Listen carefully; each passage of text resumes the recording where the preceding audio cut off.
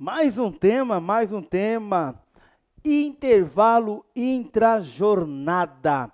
Lembrando para vocês que se você quiser bater um papo comigo, pode me adicionar no Facebook, prof.robertoconceição, ou manda um e-mail, adv.robertoconceição@yahoo.com.br. Me siga aí nas redes sociais, sempre estou postando vídeos, lives, trabalhando diversos temas do direito material do trabalho, direito processual e também agora muitos temas sobre a reforma trabalhista. E mais um tema agora, intervalo intrajornada. Aqui é rapidinho, o que mudou no intervalo intrajornada? Mudou a súmula 437, pessoal.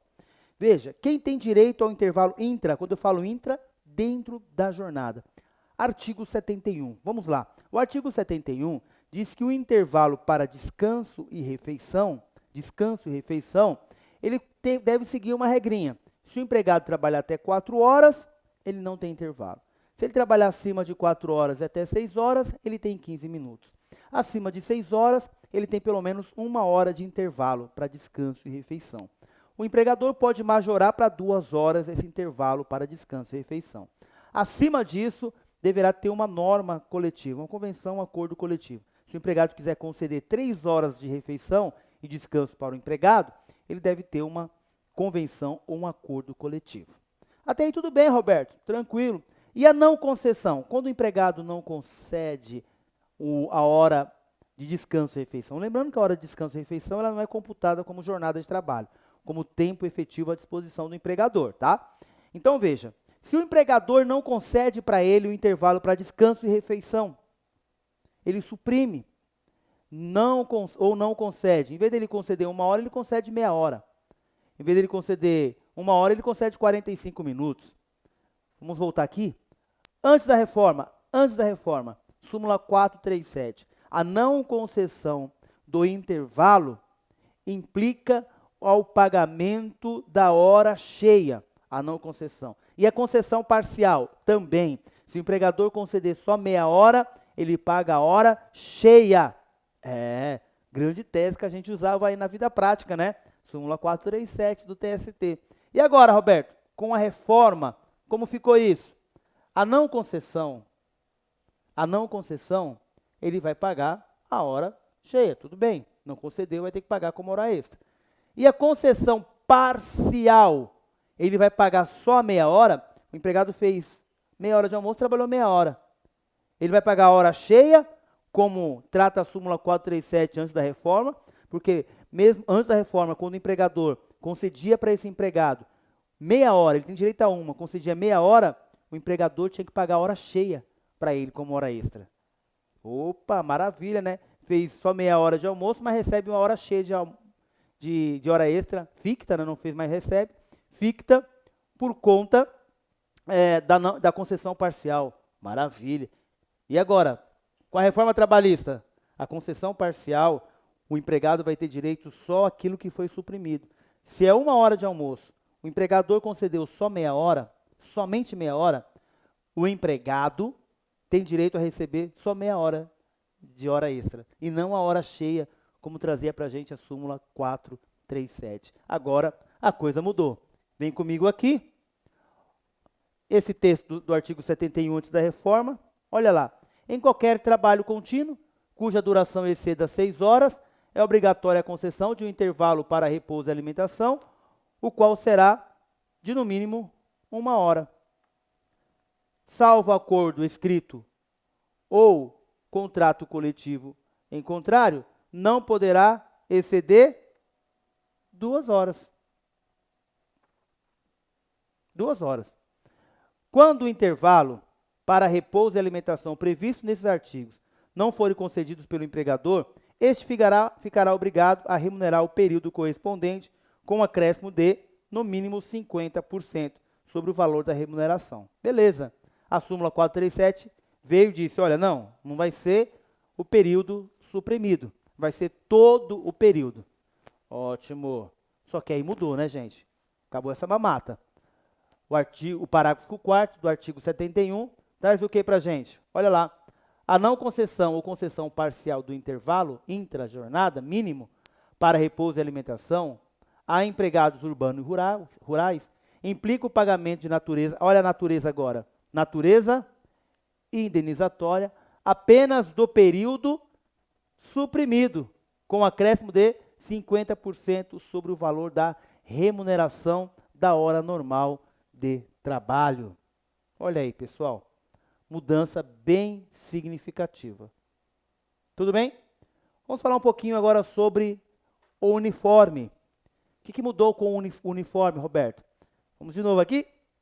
Antes da reforma, sabe, os empregados usavam determinado uniforme, e nesse uniforme vinha estampado o nome da empresa, vinha estampada atrás, por exemplo, nome, logotipo dos fornecedores dessa empresa, e esse empregado saía na rua, ou estava lá na empresa, saía para almoçar com o uniforme da empresa, virava um garoto propaganda daquelas marcas. Baseado no direito de arena, que é o direito de imagem dos jogadores de futebol, os empregados começaram a ingressar com ação, porque a legislação trabalhista não falava nada sobre isso, ingressava com ações, pedindo valores exorbitantes, sobre a alegação que o empregador usando a imagem desse empregado para fazer propaganda, e os tribunais acabavam por conceder.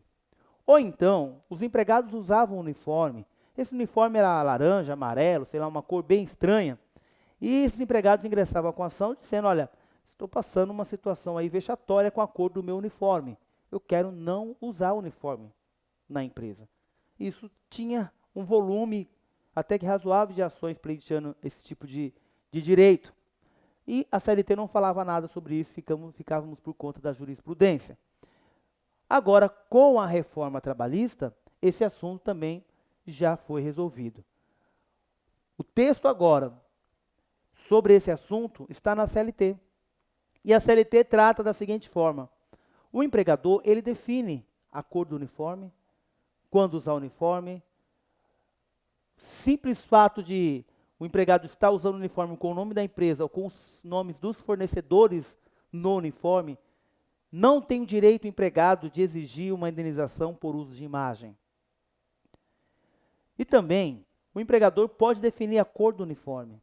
É claro que nesse caso, mas para as mulheres, o empregador não pode pedir que a mulher use uma roupa vexatória, como acontecia muitas vezes no posto de gasolina. Eu lembro que tinha uma loja, um restaurante famoso, uma lanchonete famosa, que as meninas ficavam praticamente de, sei lá, um shortinho que era quase que um fio dental, justamente para atrair clientes. Veja, aí já é uma coisa mais vexatória, é exposição, aí tudo bem. Mas, via de regra, o uniforme com simples logotipo, marca da empresa, marca dos fornecedores, enfim, não poderá o empregado mais reclamar. Está dentro do jus variandi do empregador, tudo bem? Vem comigo, vamos ver como ficou o texto. 456A.